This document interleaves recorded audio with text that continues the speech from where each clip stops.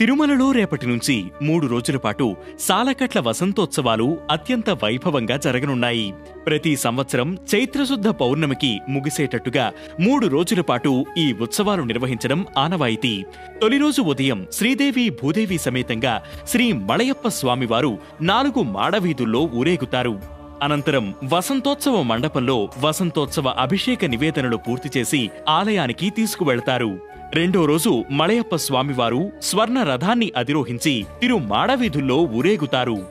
అనంతరం వసంత మండపంలో అర్చకులు వసంతోత్సవాన్ని నిర్వహిస్తారు.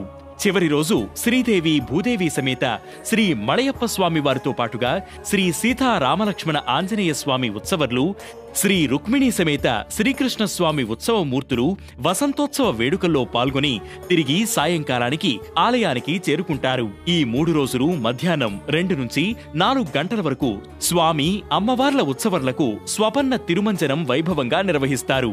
ఇందులో పాలు, పెరుగు, తేనె, కొబ్బరి నీళ్లు, పసుపు, చందనంతో అభిషేకం చేస్తారు. వసంత ఋతువులో శ్రీ మలయప్ప స్వామివారికి జరిగే ఈ ఉత్సవానికి వసంతోత్సవమని పేరు వచ్చింది.